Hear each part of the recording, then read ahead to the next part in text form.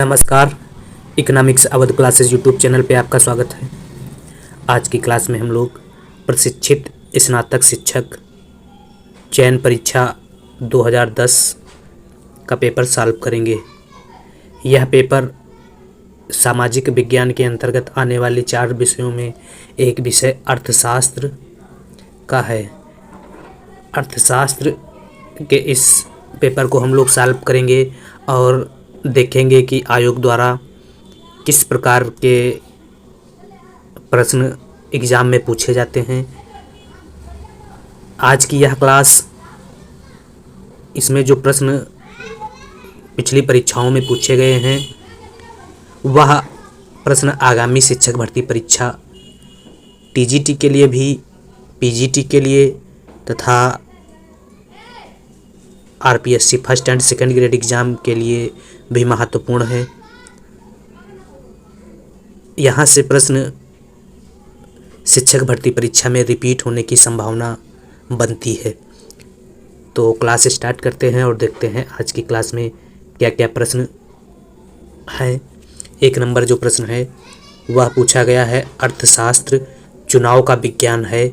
यह कथन है मार्शल का, रॉबिन्स का, एडम स्मिथ का, जे.के. मेहता का। तो अर्थशास्त्र चुनाव का विज्ञान है, यह बात रॉबिन्स द्वारा कही गई थी और रॉबिन्स जो है बी ऑप्शन में दिया गया है, इसलिए 1 नंबर प्रश्न का सही आंसर बी है। इसके अलावा मार्शल अर्थशास्त्र को मानव कल्याण का विज्ञान मानते हैं। एडम स्मिथ अर्थशास्त्र को धन का विज्ञान मानते हैं तथा जे.के. मेहता अर्थशास्त्र की आवश्यकता विहीनता से संबंधित परिभाषा देते हैं। प्रोफेसर रॉबिन्स ने nature and significance of economic science में अर्थशास्त्र की परिभाषा देते हुए अर्थशास्त्र को चुनाव का विज्ञान कहा। इस प्रकार से अर्थशास्त्र चुनाव का विज्ञान प्रोफेसर रॉबिन्स मानते हैं। अगला प्रश्न है 2 नंबर प्रश्न, मांग की लोच कितने प्रकार की होती है? 1, 2, 3, 4। तो मांग की लोच सभी लोग जानते हैं 3 प्रकार की होती है और मांग की श्रेणियां जो हैं वह 5 प्रकार की होती हैं। अगर मांग की श्रेणी पूछी जाए तो 5 प्रकार की होती है और मांग की लोच 3 प्रकार की होती हैं। मांग की लोच में 3 प्रकार की मांग की लोचों की अगर बात की जाए तो कीमत लोच, आय लोच और आड़ी मांग की आड़ी लोच। कौन सी? कीमत आय और आड़ी, यह 3 प्रकार की मांग की लोच होती है। मांग की कीमत लोच, आय लोच और आड़ी लोच। तो इस प्रकार से सही आंसर जो है वह सी है 2 नंबर प्रश्न में। अगला 3 नंबर प्रश्न है, पूर्ण प्रतियोगिता में अल्पकाल में जब फर्म को हानि हो रही होती है तो उसे बाजार से बाहर होने की स्थिति है। जब पूर्ण प्रतियोगिता में अल्पकाल में हानि की स्थिति होती है तो ऐसी कौन सी शर्त होती है उसमें बाजार से बाहर हो जाती है फर्म? ऑप्शन देखते हैं। ए, कीमत औसत लागत से कम हो जाती है। कीमत औसत परिवर्तनशील लागत से कम हो जाती है। तो जब अल्पकाल में कीमत औसत परिवर्तनशील लागत से कम होती है तो फर्म को हानि होती है और फर्म बाजार से बाहर हो जाती है। तो सही आंसर बी है। अगला प्रश्न है 4 नंबर, एक उपभोक्ता जब संतुलन की स्थिति में होता है तो तटस्थता वक्र पर स्पर्श रेखा होती है। मांग रेखा, कीमत रेखा, पूर्ति रेखा, मांग एवं पूर्ति रेखा। तो एक उपभोक्ता जब संतुलन में होता है, अच्छा, उपभोक्ता संतुलन में जब कब होता है? जब तटस्थता वक्र कीमत रेखा या बजट रेखा को स्पर्श करती है तब क्या होता है? उपभोक्ता संतुलन में होता है। यह ई जो लाइन है यह कह सकते हैं बजट रेखा या कीमत रेखा है। अब इस रेखा में तटस्थता वक्र मान लेते हैं सी बिंदु पर स्पर्श कर रहा है। यह क्या है? तटस्थता वक्र है और सी बिंदु पर उपभोक्ता संतुलन में है। तो इसको कहते हैं तटस्थता वक्र स्पर्श रेखा होती है किसकी? तो तटस्थता वक्र कीमत रेखा या बजट रेखा की स्पर्श रेखा होती है। तो यह कीमत रेखा या बजट रेखा है। तो बी आंसर सही हो जाएगा। अगला प्रश्न है 4 नंबर, यह इसमें व्याख्या में भी यही बताया गया है। अगला प्रश्न है 5 नंबर प्रश्न क्या कह रहा है, स्वतः स्फूर्त अवस्था किस अर्थशास्त्री के विकास सिद्धांत से संबंधित है? तो स्वतः स्फूर्ति की अवस्था मार्क्स द्वारा दी गई अवधारणा है, या कीन्स, या शुम्पेटर, या रोस्टो? तो स्वतः स्फूर्ति की अवस्था जो है यह प्रोफेसर रोस्टो द्वारा दी गई विकास से संबंधित अवस्था है। प्रोफेसर रोस्टो डी ऑप्शन में दिया गया है। प्रोफेसर रोस्टो विकास के संबंध में आर्थिक वृद्धि की जो अवस्थाओं की बात करते हैं वह 5 अवस्थाओं की बात करते हैं। इन 5 अवस्थाओं में परंपरागत समाज, उत्कृष्ट की पूर्व अवस्था, उत्कृष्ट की अवस्था, परिपक्वता की ओर अग्रसर अवस्था और अत्यधिक उपभोग की अवस्था को शामिल किया गया है। तो स्वतः स्फूर्ति की अवस्था जो है वह प्रोफेसर रोस्टो के आर्थिक विकास सिद्धांत में दी गई प्रमुख अवधारणा है। अगला 6 नंबर प्रश्न क्या है? 6 नंबर प्रश्न है, सर्वप्रथम जनसंख्या सिद्धांत किस अर्थशास्त्री ने दिया? जे.एस. मिल, एडम स्मिथ, रिकार्डो, माल्थस? तो जे.एस. मिल, एडम स्मिथ, रिकार्डो और माल्थस यह सारे अर्थशास्त्री जो हैं क्लासिकल अर्थशास्त्री हैं, क्लासिकल अर्थशास्त्र से संबंध रखते हैं। इन क्लासिकल अर्थशास्त्रियों में जनसंख्या के संबंध में सबसे पहले जो विचार दिया गया था वह प्रोफेसर माल्थस द्वारा दिया गया था। माल्थस ने जनसंख्या के संदर्भ में बहुत ही निराशावादी दृष्टिकोण प्रतिपादित किया था और माल्थस ने निराशावादी दृष्टिकोण प्रतिपादित करते हुए बताया कि जनसंख्या की वृद्धि दर जो है वह ज्यामितीय क्रम में होती है। यह जनसंख्या वृद्धि दर जो है ज्यामितीय क्रम में होती है तथा खाद्यान्न वृद्धि जो है अंक गणितीय क्रम में होती है। जनसंख्या की वृद्धि जो है वह ज्यामितीय क्रम में होती है और खाद्यान्न की वृद्धि अंक गणितीय दर से होती है। जनसंख्या के संदर्भ में अगर निराशावादी दृष्टिकोण की बात किसने की पूछा जाए तो यह बात जो है प्रोफेसर माल्थस द्वारा कही गई थी। तो 6 का सही आंसर सी है। अगला है 7 नंबर प्रश्न है, उत्पत्ति के नियम एवं पैमाने के प्रतिफल का संबंध है। तो उत्पत्ति का जो नियम है वह अल्पकाल से संबंध रखता है जबकि पैमाने के प्रतिफल का संबंध दीर्घकाल से होता है। उत्पत्ति का नियम अल्पकाल से और पैमाने का प्रतिफल दीर्घकाल से संबंध रखता है। पैमाने का प्रतिफल सी ऑप्शन सही है। अगला प्रश्न है 8 नंबर, निम्नलिखित में से प्रथम घात वाला समरूप फलन कौन सा है? अल्पकालीन उत्पादन फलन, दीर्घकालीन उत्पादन फलन, कॉप डगलस उत्पादन फलन? तो प्रथम घात वाला समरूप उत्पादन फलन जो है कॉप डगलस उत्पादन फलन है। सही आंसर सी है, कॉप डगलस उत्पादन फलन। कॉप डगलस उत्पादन फलन अमेरिकी निर्माणकारी उद्योग के आनुभविक अध्ययन पर आधारित रेखीय तथा प्रथम कोटि का फलन है। इसमें जो है 2 आगतों श्रम एवं पूंजी को शामिल किया जाता है। के बराबर होता है एल अल्फ़ा इंटू के बराबर एल अल्फ़ा इंटू के बीटा, जिसमें अल्फ़ा प्लस बीटा जो है इकाई के बराबर होता है। अगला प्रश्न है 9 नंबर है, गलत कथन बताइए। जब औसत उत्पादन बढ़ता है तो सीमांत उत्पादन औसत उत्पादन से अधिक होता है। तो इसको आरेख से हल किया जा सकता है यह प्रश्न। औसत उत्पादन, सीमांत उत्पादन, औसत उत्पादन, सीमांत उत्पादन। तो आरेख जब अगर बनाया जाए तो यह आरेख जो हो जाएगा यह टोटल प्रोडक्शन और इसी से मिलता जुलता आरेख जो बनाएंगे यह आरेख हो जाएगा मार्जिनल प्रोडक्शन और यह एवरेज प्रोडक्शन। अब इनमें संबंध पूछा गया है, यह उत्पादन की प्रथम अवस्था हो जाएगी या द्वितीय अवस्था या तृतीय अवस्था। तो क्या पूछा गया है, जब औसत उत्पादन बढ़ता है तो सीमांत उत्पादन औसत उत्पादन से अधिक होता है। जब औसत उत्पादन बढ़ता है तो सीमांत उत्पादन औसत उत्पादन से अधिक होता है। सही है, जब औसत उत्पादन बढ़ रहा है तो औसत उत्पादन बढ़ रहा है तो औसत उत्पादन तो सीमांत उत्पादन औसत उत्पादन से अधिक है। ठीक है। अगला है जब औसत उत्पादन अधिक होता है, औसत उत्पादन अधिक होता है, ठीक, तो सीमांत उत्पादन औसत उत्पादन के बराबर होता है। जब औसत उत्पादन अधिक होता है तो सीमांत उत्पादन औसत उत्पादन के बराबर होता है।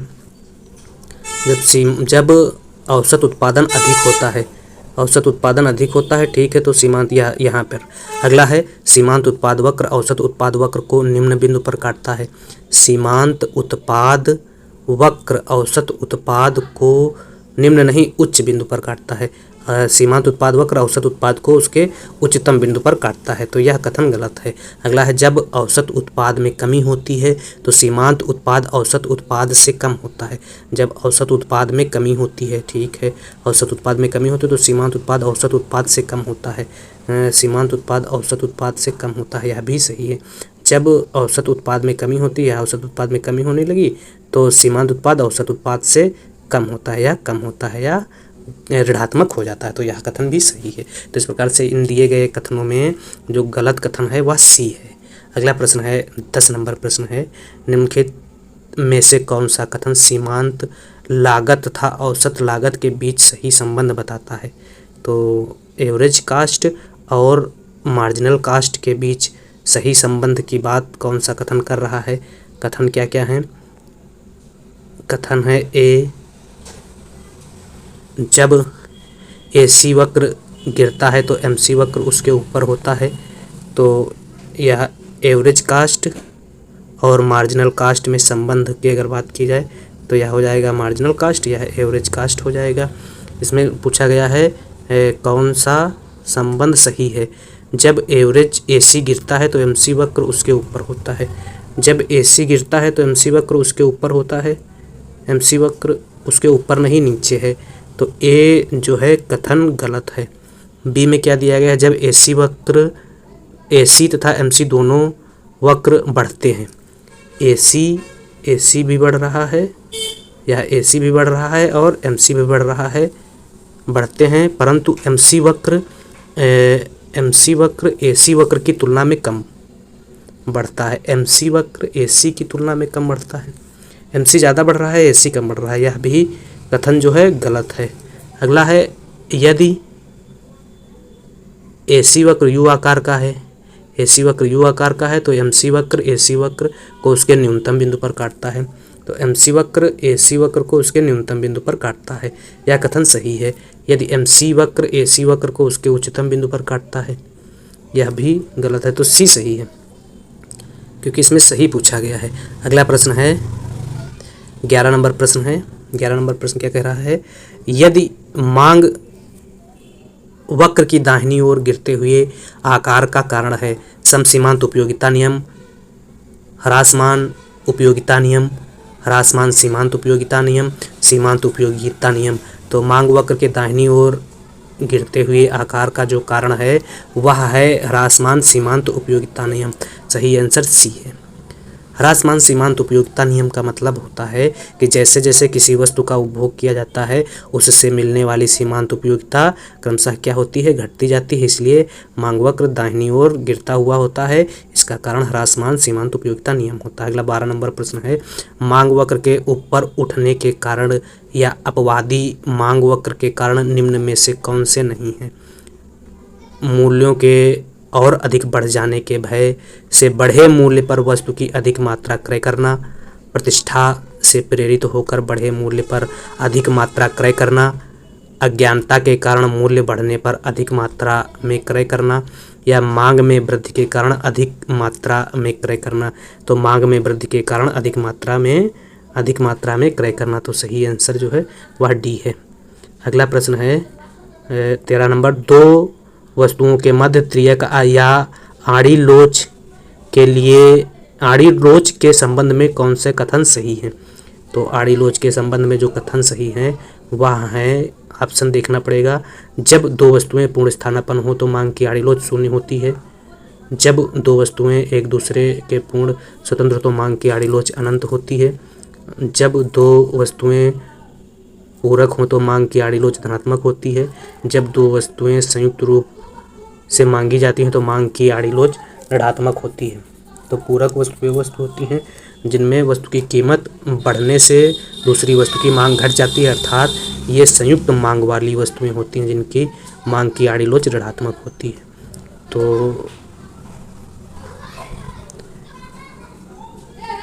क्या पूछ रहा है प्रश्न, मांग की आड़ी लोच के संबंध में कौन सा कथन सही है? अगर मांग के आड़ी लोच की बात की जाए तो मांग की आड़ी लोच का विचार सर्वप्रथम थॉमस मोर द्वारा दिया गया था, किंतु रॉबर्ट टिफिन ने इसका प्रयोग मूल्य के सिद्धांत में किया था। मांग की आड़ी लोच बराबर, अगर मांग की आड़ी लोच का सूत्र जो होता है वह होता है ए वस्तु की मांग में आनुपातिक परिवर्तन बटे बी वस्तु की मांग में आनुपातिक परिवर्तन। ए वस्तु की मांग में आनुपातिक परिवर्तन बटे बी वस्तु की मांग में आनुपातिक परिवर्तन। विभिन्न वस्तुओं के संबंध में मांग की आड़ी लोच की अगर बात की जाए तो अगर मांग की आड़ी लोच का मान 0 है तब वस्तु जो है वह स्वतंत्र वस्तु होगी। स्वतंत्र मांग की आड़ी लोच का मान अगर 0 है तो वस्तु जो है वह स्वतंत्र होगी। यदि मांग की आड़ी लोच का मान ऋणात्मक है तो वस्तु जो है वह पूरक वस्तु कहलाएगी। इसी प्रकार से अगर मांग की आड़ी लोच का मान धनात्मक है तो वस्तु जो है वह स्थानापन्न वस्तु कहलाएगी। मांग की आड़ी लोच का मान अगर धनात्मक है तो वस्तु जो है स्थानापन्न वस्तु कहलाएगी। इसी प्रकार से जब दोनों वस्तुएं पूर्ण स्थानापन्न होती हैं तो मांग की आड़ी लोच अनंत होती है। पूर्ण स्थानापन्न वस्तु के लिए मांग की आड़ी लोच जो है वह अनंत होती है। मांग की आड़ी लोच 0 है तो स्वतंत्र वस्तु, मांग की आड़ी लोच ऋणात्मक है तो पूरक वस्तु, मांग की आड़ी लोच धनात्मक है तो स्थानापन्न वस्तु, और मांग जब दोनों वस्तुएं पूर्ण स्थानापन्न है तो मांग की आड़ी लोच अनंत होती है। तो यहाँ जो दिया गया है इसमें जब दो वस्तुएं संयुक्त रूप से मांगी जाती हैं या संयुक्त वस्तुएं होती हैं तो मांग की आड़ी लोच जो है वह ऋणात्मक होती है। संयुक्त वस्तुओं के लिए, परस्पर पूरक वस्तुओं के लिए मांग की आड़ी लोच जो है वह ऋणात्मक होती। तो सही आंसर डी है। अगला प्रश्न है 14 नंबर, उत्पादन में अंततः कौन सा नियम प्रभावी होता है? तो उत्पादन में जो नियम होता है वह ह्रासमान प्रतिफल का नियम लागू होता है। ह्रासमान प्रतिफल, सही आंसर बी है। अगला 15 नंबर, उत्पादन समाप्ति प्रमेय संबंधित है। तो उत्पादन समाप्ति प्रमेय जो है यूलर से संबंधित है। अगला 16 नंबर प्रश्न, पैमाने का बढ़ता प्रतिफल निर्भर करता है। तो पैमाने का जो बढ़ता प्रतिफल है वह आंतरिक एवं बाह्य किफायतों दोनों पर निर्भर करता है। सही आंसर सी है। अगला प्रश्न,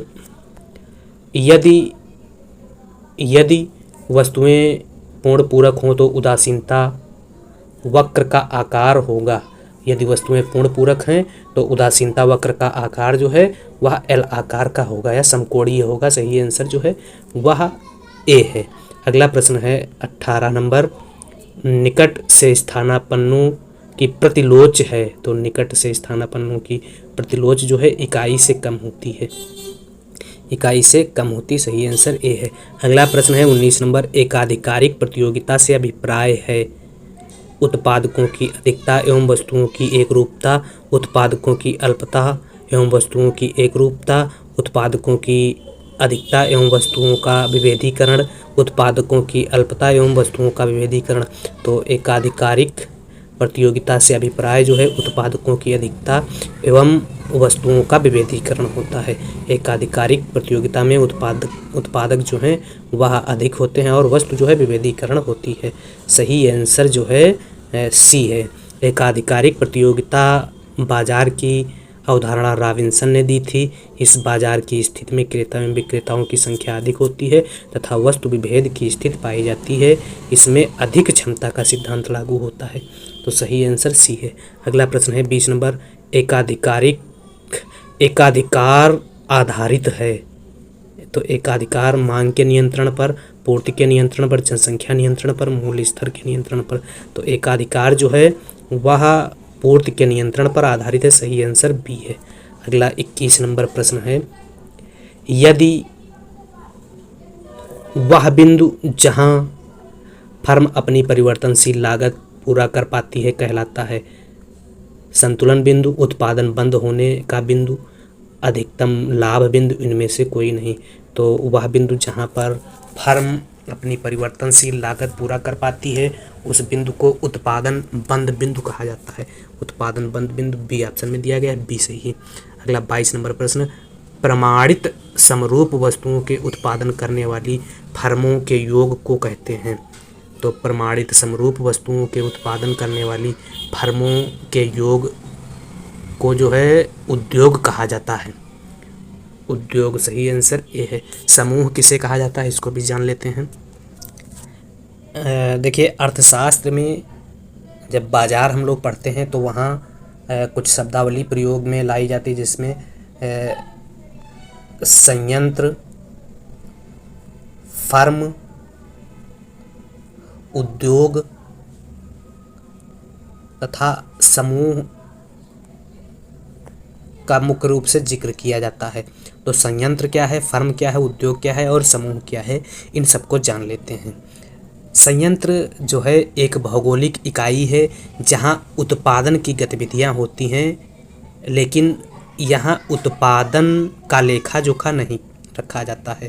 तो इसे क्या कहते हैं, जहां पर भौतिक इकाइयों पर जहां पर उत्पादन की गतिविधियां होती हैं लेकिन इसका कोई लेखा जोखा नहीं रखा जाता तो उसे संयंत्र कहा जाता है। फर्म क्या है, फर्म एक वित्तीय इकाई है जहां पर उत्पादन का लेखा जोखा होता है, लाभ हानि का लेखा जोखा होता है, उत्पादन नहीं किया जाता है तो उससे क्या कहा जाएगा, फर्म कहा जाएगा। इसके अलावा उद्योग किसे कहा जाएगा, तो सहजातीय वस्तु उत्पादन करने वाले फर्मों के समूह को उद्योग कहा जाएगा। उद्योग जो है वह सहजातीय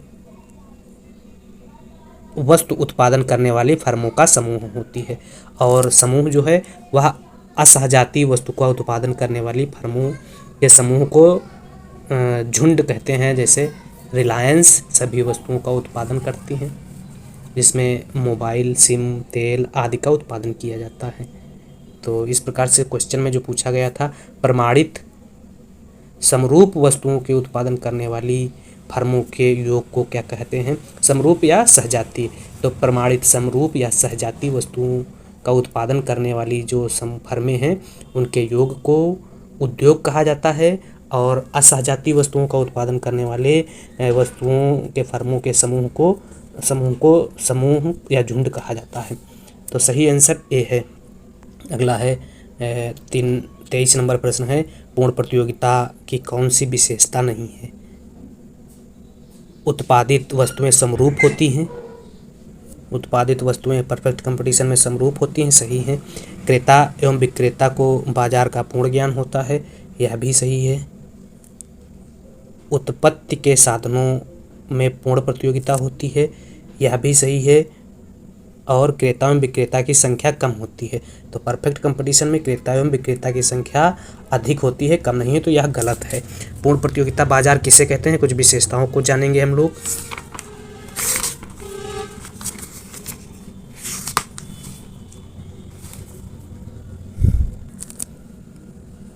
जैसे अगर पूर्ण प्रतियोगिता बाजार की बात की जाए तो ऐसी बाजार जिसमें क्रेता विक्रेता की संख्या अधिक होती है तथा विक्रेता द्वारा बेची गई वस्तुएं समरूप होती हैं, तो ऐसी बाजार को परफेक्ट कंपटीशन बाजार कहा जाता है।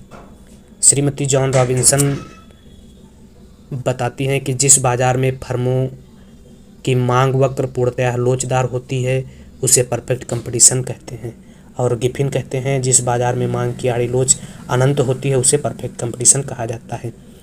अगर विशेषताओं की बात की जाए तो क्रेता एवं विक्रेता की संख्या अधिक होती है, क्रेता विक्रेता कीमत में किसी प्रकार की वृद्धि नहीं कर सकता है, इस बाजार में कीमत बाजार द्वारा निर्धारित होती है, परफेक्ट कंपटीशन में फर्म जो है कीमत ग्रहणकर्ता होती है तथा परफेक्ट कंपटीशन फर्म में मांग वक्र पूर्णतः लोचदार होता है। मांग वक्र पूर्णतः लोचदार होने का कारण क्रेता एवं विक्रेता की संख्या का अधिक होना होता है तथा फर्म का कीमत ग्रहण करना होता है। वस्तुएं जो हैं पूर्ण स्थानापन्न, सहजातीय और समरूप होती हैं। मांग की आड़ी लोच अनंत होती है और मांग की लोच भी अनंत होती है। परफेक्ट कंपटीशन में MRSXY 1 के बराबर होता है, अर्थात सीमांत प्रतिस्थापन की दर जो है वह इकाई के बराबर होती है, तथा परफेक्ट कंपटीशन में क्रेता विक्रेता को सभी आर्थिक सूचनाएं प्राप्त होती हैं, कोई बाह्य हस्तक्षेप नहीं होता, अर्थात सरकारी हस्तक्षेप नहीं होता है, परिवहन लागत का अभाव होता है, साधन जो है पूर्णतया गतिशील होते हैं, तथा फर्मों में प्रवेश एवं बहिर्गमन की स्वतंत्रता परफेक्ट कंपटीशन मार्केट में देखने को मिलती है। दीर्घकाल में जो फर्मों का प्रवेश एवं बहिर्गमन होता है वह स्वतंत्र रूप से होता रहता है, किंतु अल्पकाल में प्रवेश एवं बहिर्गमन प्रतिबंधित होता है। दीर्घकाल में फर्मों का जो प्रवेश होता है, इस प्रवेश की वजह से परफेक्ट कंपटीशन में दीर्घकाल में फर्मों को सामान्य लाभ की प्राप्ति होती है, जबकि अल्पकाल में फर्में सामान्य लाभ, असामान्य लाभ एवं हानि का सामना करती हैं। इस प्रकार से यह कुछ विशेषताएं परफेक्ट कंपटीशन बाजार से संबंधित थी। अगला प्रश्न है 24 नंबर, मुद्रास्फीति में बाजार में चीज़ें क्या होती हैं, महंगी हो जाती है। मुद्रास्फीति महंगाई से संबंध रखती है। तो मुद्रास्फीति एक ऐसी अवस्था है जब मुद्रा का मूल्य गिर रहा होता है तथा वस्तुओं की कीमतें बढ़ रही होती हैं। ऐसी स्थिति में बेरोजगारी में वृद्धि देखने को मिलती है। सही आंसर जो है 24 का क्या है, सी है। अगला प्रश्न है 25 नंबर प्रश्न, उपर्युक्त चित्र में संतुलन दर्शाता है, तो यह संतुलन जो है परफेक्ट कंपटीशन में हानि की स्थिति को बताता है, हानि की स्थिति को। और परफेक्ट कंपटीशन में बाजार को हानि जो है वह फर्म को जो हानि है वह अल्पकाल में प्राप्त होती है। यह आरेख जो है हानि को बता रहा है परफेक्ट कंपटीशन में। इसके अलावा अगर परफेक्ट कंपटीशन में यह AR बराबर MR,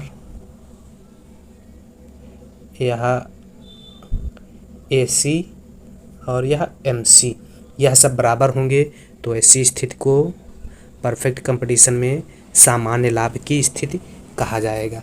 इसके अलावा जब परफेक्ट कंपटीशन में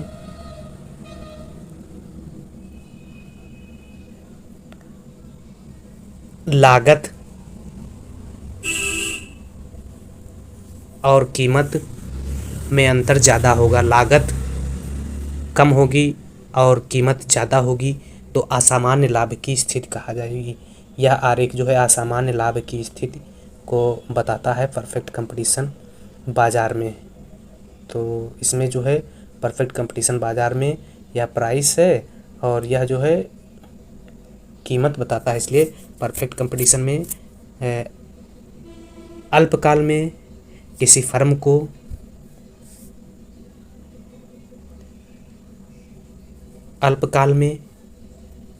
को तीनों स्थितियों का सामना करना पड़ता है। तीनों स्थितियों का मतलब हुआ सामान्य लाभ, असामान्य लाभ एवं हानि की स्थिति फर्म देखती है, लेकिन दीर्घकाल में फर्मों के प्रवेश एवं बहिर्गमन के कारण जो है फर्म को सिर्फ सामान्य लाभ ही देखने को मिलता है, किसमें, दीर्घकाल में, और अल्पकाल में तीनों स्थितियों का सामना फर्म करती है। तो सही आंसर जो है इसका पूर्ण प्रतियोगिता में हानि की स्थिति को बता रहा है। सही आंसर सी है। अगला प्रश्न है 26 नंबर, मुद्रा के परिमाण सिद्धांत के अनुसार मुद्रा की पूर्ति एवं कीमत स्तर में, तो मुद्रा की पूर्ति एवं कीमत स्तर में धनात्मक एवं आनुपातिक संबंध होता है। फिशर की बात है, MV बराबर PT की बात की गई है। निम्नलिखित में से मुद्रा आपूर्ति की सर्वाधिक तरल माप क्या है? तो मुद्रा आपूर्ति की सर्वाधिक तरल माप जो है वह M1 कहलाती है। M1 मुद्रा की सर्वाधिक तरल माप है, जिसके अंतर्गत जनता के पास मुद्रा प्लस बैंकों के पास मुद्रा को रखा जाता है, तथा M2 में M1 प्लस डाक घर की जमाओं को रखा जाता है। M3 में M1 प्लस बैंकों की समस्त जमाओं को तथा M4 में M2 प्लस डाकघर की समस्त जमाओं को रखा जाता है। इसमें सबसे ज़्यादा जो तरल मुद्रा है वह M1 होती है तथा सबसे अतरल मुद्रा जो है वह M3 को माना गया है। अगला 28 नंबर प्रश्न है, सही कथन है। सही कथन क्या है? वितरण का आधुनिक सिद्धांत मांग एवं पूर्ति का सिद्धांत है, तो यही सही है। वितरण का आधुनिक सिद्धांत कीमत निर्धारण का मांग सिद्धांत है। सीमांत उत्पादकता सिद्धांत भुगतान की समस्या की पूर्ति पक्ष के आधार पर देखता है और साधनों की कीमतों तथा वस्तुओं की कीमतों के निर्धारण में कोई अंतर नहीं होता है, तो सही कथन जो है वह ए है। वितरण का आधुनिक सिद्धांत जो है मांग एवं पूर्ति का सिद्धांत कहलाता है, सही आंसर ए है। अगला है, शुद्ध लाभ में सम्मिलित होता है, तो शुद्ध लाभ में जो सम्मिलित होता है वह है नव परिवर्तन का पारितोषिक, सही आंसर सी। अगला प्रश्न है 30 नंबर, मुद्रा परिमाण के कैम्ब्रिज समीकरण में यदि कुल उत्पादन y तथा मुद्रा m दोनों अपरिवर्तित रहें और k में वृद्धि हो जाए तो निरपेक्ष मूल्य स्तर गिर जाएगा, सही आंसर ए है। 30 का सही आंसर ए। अगला 31 नंबर प्रश्न है, फिशर के मुद्रा परिमाण सिद्धांत की प्रमुख आलोचना इसलिए है कि यह सिद्धांत हमें यह नहीं बताता कि किस प्रकार मुद्रा की मात्रा में परिवर्तन कीमत स्तर को प्रभावित करता है। किस प्रकार मुद्रा की मात्रा में परिवर्तन कीमत स्तर को प्रभावित करता है, सही आंसर यही है। मुद्रा के परिमाण सिद्धांत की सर्वप्रथम व्याख्या फिशर ने की थी और इसकी आलोचना जो है निम्न कारणों से की जाती है। क्या कारण है जो आलोचना की जाती है? किस प्रकार मुद्रा की मात्रा में परिवर्तन कीमत स्तर को प्रभावित करता है, इसकी बात नहीं करता है। अल्पकालीन अवधारणा है और नकदी के रूप में न रखने की अवधारणा है, इसके कारण इसकी आलोचना की जाती है। अगला प्रश्न है 32 नंबर, लाभ अनिश्चितता का पारितोषिक है, यह विचार प्रतिपादित किया। तो लाभ अनिश्चितता का पारितोषिक है, यह विचार जो है नाइट द्वारा प्रतिपादित किया गया था, सही आंसर बी है। अगला प्रश्न है 33 नंबर, किसी वाणिज्यिक बैंक की ऋण देय क्षमता निर्भर करती है? तो किसी वाणिज्यिक बैंक की ऋण देय क्षमता जो नगद स्थिति पर निर्भर करती, सही आंसर बी है 33। अगला 34 नंबर प्रश्न है, निम्न में से किसके साथ अधिक क्षमता का सिद्धांत संबंधित नहीं है? तो अधिक क्षमता का सिद्धांत जो है पूर्ण प्रतियोगिता के साथ संबंधित नहीं है, बाकी अपूर्ण प्रतियोगिता, एकाधिकार और अल्पाधिकार के साथ अधिक क्षमता का सिद्धांत संबंधित है। पूर्ण प्रतियोगिता ऐसी बाजार की स्थिति होती है जिसमें क्रेता विक्रेता अधिक होते हैं, वस्तुओं की समानता, फर्मों के आने जाने पर कोई प्रतिबंध नहीं होता है तथा इस बाजार की स्थिति में अधिक क्षमता का सिद्धांत लागू नहीं होता है। परफेक्ट कंपटीशन बाजार में अधिक क्षमता का सिद्धांत लागू नहीं होता है। अगला 35 नंबर प्रश्न है, मुद्रास्फीति के समय सार्वजनिक व्यय को घटाना चाहिए। इस अवस्था में मुद्रा का मूल्य कम तथा वस्तुओं की कीमत बढ़ जाती है, इस पर नियंत्रण है तो सरकार द्वारा कर में वृद्धि, बैंक दर में वृद्धि की जाती है, अर्थात कह सकते हैं मुद्रास्फीति की स्थिति में सार्वजनिक व्यय को घटाया जाता है या घटाना आवश्यक होता है। अगला 36 नंबर प्रश्न है, प्रतिकूल भुगतान संतुलन ठीक करने हेतु निम्न उपायों में कौन सा उपाय मौद्रिक नहीं है? तो मौद्रिक उपाय अविस्फीति, विनिमय नियंत्रण, अवमूल्यन है, जबकि आयात प्रतिबंध जो है यह मौद्रिक उपाय के अंतर्गत नहीं आता है। आयात प्रतिबंध जो है राजकोषीय या राजस्व उपाय के अंतर्गत आता है। अगला 37 नंबर प्रश्न है, कीन्स के रोजगार सिद्धांत का मूल बिंदु है? तो कीन्स के रोजगार सिद्धांत का मूल बिंदु जो है वह प्रभावी मांग है, सही आंसर सी। अगला प्रश्न है 38 नंबर प्रश्न, कीन्स के अनुसार सट्टा उद्देश्य हेतु मुद्रा की मांग ए ब्याज की दर के साथ धनात्मक रूप से परिवर्तित होती है, बी ब्याज की दर के साथ ऋणात्मक रूप से परिवर्तित होती है। तो कीन्स के अनुसार सट्टा उद्देश्य हेतु मुद्रा की मांग ब्याज की दर के साथ ऋणात्मक रूप से परिवर्तित होती है, सही आंसर बी है। कीन्स ने अपनी मुद्रा की मांग के 3 उद्देश्य बताए, जिसमें लेन देन, दूरदर्शिता उद्देश्य तथा सट्टा उद्देश्य। इसमें लेन देन और दूरदर्शिता उद्देश्य हेतु जो है मुद्रा की मांग वह आय पर निर्भर करती है, जबकि सट्टा उद्देश्य हेतु मुद्रा की मांग जो है वह ब्याज दर पर निर्भर करती है। इस अवस्था में मुद्रा की मांग और ब्याज दर में विपरीत संबंध पाया जाता है। 39 नंबर, तो इसलिए सही आंसर जो है बी है, जिसमें दिया गया है ब्याज की दर के साथ ऋणात्मक रूप से संबंधित रहती है मुद्रा की मांग।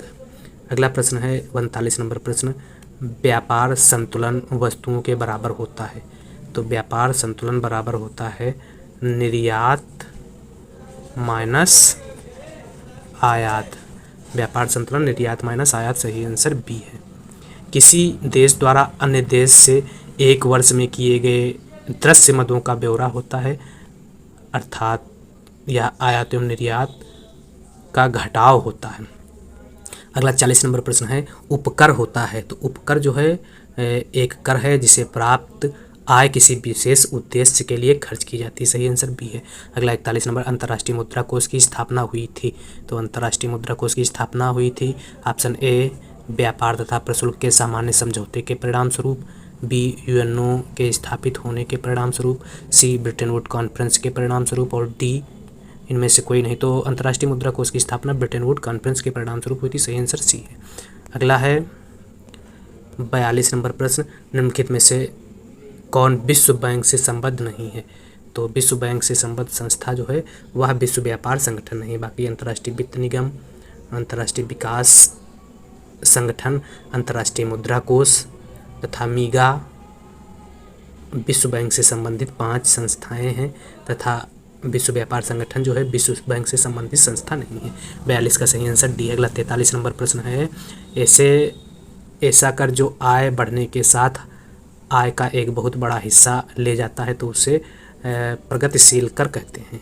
प्रगतिशील कर ऐसा होता है जिसमें आय बढ़ने के साथ साथ कर की दर बढ़ती जाती है तो उसे प्रगतिशील कर कहा जाता है। प्रगतिशील कर, यह कर जो है प्रगतिशील कर का एग्जाम्पल है, जिसमें आय बढ़ने के साथ साथ कर की दर होती है बढ़ती जाती है। यह आय बढ़ने के साथ साथ कर की दर बढ़ती जाती है, यह कर की दर होती है। जैसे जैसे आय बढ़ती है, आय मान लेते 10, 20, 30 हुआ तो कर की दर 15, 20 और 25 हो जाएगा। इसी प्रकार से प्रतिगामी कर, तो प्रतिगामी कर ऐसा कर है जिसमें आय बढ़ने के साथ साथ कर की दर जो है वह घटती जाती है, तो ऐसे कर को क्या कहते हैं, प्रतिगामी कर। और इसके अलावा आनुपातिक कर, जिसमें आय चाहे बढ़े या घटे कर की दर समान रहती है। तो ऐसा कर जो आय बढ़ने के साथ साथ आय का एक बड़ा हिस्सा ले जाती है तो उसे प्रगतिशील कर कहते हैं, सही आंसर ए है।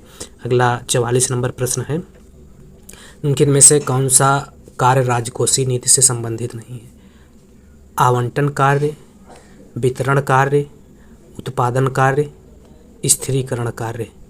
तो राजकोषीय नीति से संबंधित नहीं है पूछा गया। तो राजकोषीय नीति, आवंटन कार्य राजकोषीय नीति का कार्य है, वितरण कार्य राजकोषीय नीति का कार्य है, स्थिरीकरण का कार्य राजकोषीय नीति का, उत्पादन का कार्य जो है राजकोषीय नीति का कार्य नहीं है।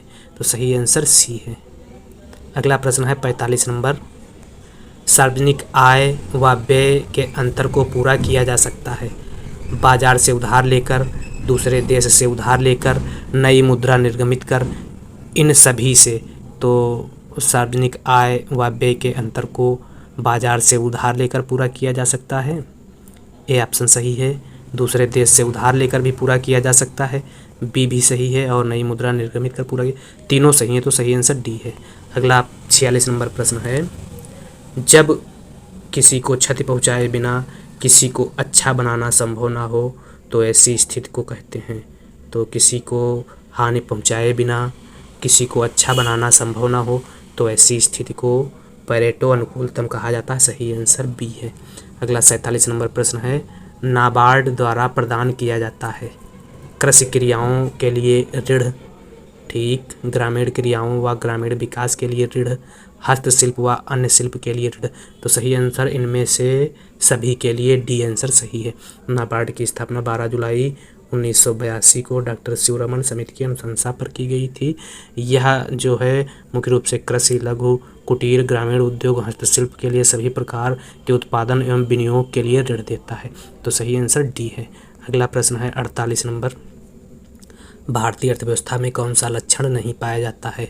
तो भारतीय अर्थव्यवस्था में गरीबी पाई जाती है, अशिक्षा पाई जाती है, प्रति व्यक्ति उच्च आय नहीं निम्न आय हुए प्रति व्यक्ति, यह सी नहीं, वो कृषि की प्रधानता है, सी नहीं पाया जाता है।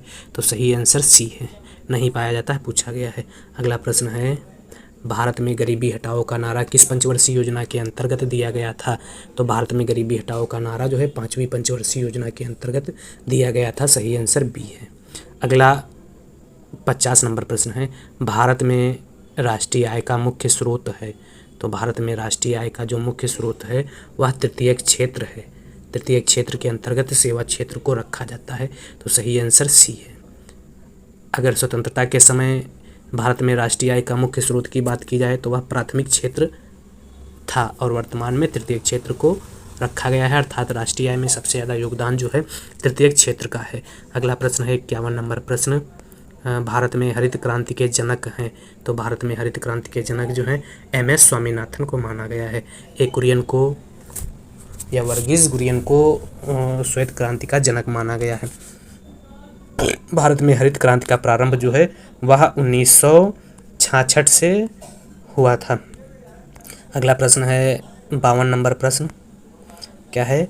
भारत में राष्ट्रीय आय का अनुमान किया जाता है। तो भारत में राष्ट्रीय आय का अनुमान केंद्रीय सांख्यिकी संगठन द्वारा किया जाता है। सही आंसर ए है। अगला प्रश्न है, केंद्रीय सांख्यिकी संगठन की स्थापना 1950 में की गई थी। 53 नंबर प्रश्न है, भारत में रुपये का प्रथम बार अवमूल्यन किया गया। तो भारत में रुपये का प्रथम बार अवमूल्यन जो है 1949 में किया गया था। 1949 बी में दिया गया है। तो सही आंसर बी है। अगर अवमूल्यन की बात की जाए, अवमूल्यन किसे कहा जाता है? तो अवमूल्यन जो है यह किसी देश की मुद्रा के विदेशी मुद्राओं के संदर्भ में मूल्य में कमी या विदेशी विनिमय दर में वृद्धि को सूचित करता है। अवमूल्यन के परिणाम स्वरूप जो है अवमूल्यन करने वाले देश की मुद्रा अन्य देशों की तुलना में सस्ती हो जाती है, जिसके कारण विदेशों से आने वाला आयात महंगा हो जाता है, जबकि निर्यात अवमूल्यन के बाद सस्ता हो जाता है। इस प्रक्रिया के फलस्वरूप निर्यात जो है प्रोत्साहित होता है तथा आयात हतोत्साहित होता है, जो बैलेंस ऑफ पेमेंट को संतुलन करने में सहायक होता है। अवमूल्यन के कारण अवमूल्यन करने वाले देश तथा अन्य देशों के आंतरिक मूल्य पर कोई प्रभाव नहीं पड़ता है। अवमूल्यन के कारण अवमूल्यन करने वाले तथा अन्य देश के आंतरिक मूल्य पर कोई प्रभाव नहीं पड़ता है। अवमूल्यन की अगर बात की जाए तो अवमूल्यन भारत में पहला प्रयास जो है अवमूल्यन के संदर्भ में 1949 में किया गया था। दूसरा अवमूल्यन 5 जून 1966 को किया गया था और तीसरा अवमूल्यन 3 जुलाई 1991 को किया गया था। तो इस प्रकार से भारत में अब तक अवमूल्यन जो है वह 3 बार किया जा चुका है। अवमूल्यन की प्रक्रिया से घरेलू मुद्रा के मूल्य में जो है वह कमी उत्पन्न होती है और अवमूल्यन की क्रिया से अवमूल्यन की क्रिया से आयात महंगा तथा निर्यात सस्ता होता है। जब आयात महंगा होता है तो वस्तुएं कम आयात की जाती हैं या मंगाई जाती हैं, और जब निर्यात सस्ता होता है तो दूसरे देश वस्तु निर्यात ज़्यादा की जाती है, जिससे बैलेंस ऑफ भुगतान संतुलन में सुधार किया जा सकता है अवमूल्यन की प्रक्रिया के फलस्वरूप। तो इस प्रकार से भारत में 3 बार अवमूल्यन की प्रक्रिया अपनाई गई। अगला है 54 नंबर, भारत में जनसंख्या वृद्धि की दृष्टि से महान विभाजक वर्ष है। तो महान विभाजक वर्ष जो है 1921 को माना गया है। 1921 बी ऑप्शन में दिया गया, बी सही है। राष्ट्रीय आय समिति 1949 के अध्यक्ष तो PC महालनोबिस राष्ट्रीय आय समिति 1949 के अध्यक्ष थे। बी आंसर सही, प्रशांत चंद्र महालनोबिस। अगला प्रश्न है 56 नंबर, वर्तमान भारत में मुद्रा से तात्पर्य है सिक्के व कागजी मुद्रा, मांग जमाएं, तो इनमें सभी से तात्पर्य मुद्रा से ही है। तो सही आंसर डी है। अगला 57 नंबर प्रश्न, हाउ टू पे फॉर वार पुस्तक के लेखक कौन हैं? तो हाउ टू पे फॉर वार पुस्तक 1936 में केन्स द्वारा लिखी गई थी। केन्स ऑप्शन सही सी में दिया गया है। WTO कब अस्तित्व में आया? तो WTO जो है जनवरी 1995 में अस्तित्व में आया। सही आंसर डी है। अगला 62 नंबर, आर्थिक विकास की निम्न अवस्थाओं में से किस एक का उल्लेख रोस्टो ने नहीं किया? तो आर्थिक विकास की निम्न अवस्थाओं में एकाधिकार पूंजीवाद की अवस्था का उल्लेख रोस्टो ने नहीं किया था। बाकी परंपरावादी समाज की अवस्था, आत्मस्फूर्ति की अवस्था और अत्यधिक उपभोग की अवस्था, इन 3 अवस्थाओं का प्रयोग रोस्टो ने किया था। कुल 5 अवस्थाओं का प्रयोग आर्थिक विकास में रोस्टो ने किया था, तो बी का प्रयोग नहीं किया था। 5 अवस्थाएं कौन सी हैं? परंपरागत समाज, उत्कृष्ट की पूर्व स्थिति, उत्कृष्ट की स्थिति, परिपक्वता की ओर अग्रसर और अत्यधिक उपभोग की अवस्था। अगला प्रश्न है, नीली क्रांति ब्लू रेवोल्यूशन का संबंध है? तो नीली क्रांति का संबंध जो है समुद्री उत्पादन से है। सही आंसर सी है। इसके अलावा कुछ क्रांतियां यहाँ दी गई हैं। हरित क्रांति खाद्यान्न उत्पादन से संबंधित है, नीली क्रांति मत्स्य उत्पादन, पीली क्रांति तिलहन और भूरी क्रांति उर्वरक तथा सदा बहार क्रांति जो है सभी क्रांतियों के उत्पादन से संबंध रखती है। अगला प्रश्न है, यह फिशर जो है मुद्रा कितने हाथों से गुजरी गई है? पूछा गया है। यदि 100 संतरे 5 रुपये प्रति संतरे की दर से एक ऐसी अर्थव्यवस्था में बेचे जाते हैं जहां मुद्रा की कुल मात्रा 125 रुपये है, तो बताइए फिशर के समीकरण के अनुसार प्रत्येक रुपया वर्ष में कितनी बार कितनी हाथों से गुजरेगा? तो यहाँ MV बराबर PT के आधार पर निकाला जा सकता है। V बराबर PT अपान M हो जाएगा, जिसमें P दिया गया है 5 है, T दिया गया है 100 है और M 125 है। तो 5 × 100 बटे 125 करके निकालेंगे तो सही आंसर 4 आ जाएगा। तो 4 बार एक दूसरे के हाथों से गुजरेगी। सही आंसर सी हो जाएगा। अगला प्रश्न है 62 नंबर, प्रशुल्क के संबंध में क्या सही नहीं है? प्रशुल्क के संबंध में क्या सही नहीं है? ऑप्शन ए, यह आयात पर लगाया जाता है। बी, भारत सरकार की आय का एक महत्वपूर्ण स्रोत है। सी, घरेलू उद्योगों को संरक्षण देता है। डी, देश में भुगतान संतुलन में सुधार लाता है। तो प्रशुल्क के संबंध में जो है यह भारत की आय का कम महत्वपूर्ण स्रोत है। यह सही नहीं है, बाकी सभी सही हैं। यह आयात निर्यात पर सीमा से बाहर जाने वाली वस्तुओं पर लगाया जाने वाला शुल्क है, परंतु हमारे देश में केवल आयात पर ही प्रशुल्क लगाया जाता है, निर्यात पर नहीं लगाया जाता। भारत में केवल आयात पर ही प्रशुल्क लगाया जाता है। तो सही आंसर बी है। अगला आभास लगान है। तो आभास लगान अल्पकाल में पाया जाने वाला अस्थायी अतिरेक जो है आभास लगान कहलाता है, जिसकी अवधारणा प्रोफेसर मार्शल द्वारा दी गई थी। आभास लगान की अवधारणा मार्शल ने दी थी। इसके अनुसार उन्हीं साधनों पर हमें लगान प्राप्त होता है जो अल्पकाल में स्थिर होते हैं, अस्थायी स्थिर होते हैं। तो इस प्रकार से अल्पकाल में प्राप्त होने वाला अस्थायी अतिरेक आभास लगान है। सही आंसर बी है। तो इस प्रकार से आज की इस क्लास में हम लोगों ने वर्ष 2010 का TGT पेपर सॉल्व किया और इस पेपर में 63 प्रश्न पूछे गए थे।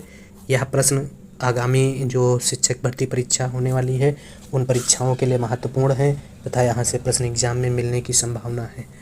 तो अगर economics Awadh classes YouTube channel पर आप लोग पहली बार विजिट कर रहे हैं तो चैनल को सब्सक्राइब करें, शेयर करें तथा वीडियो को लाइक करें।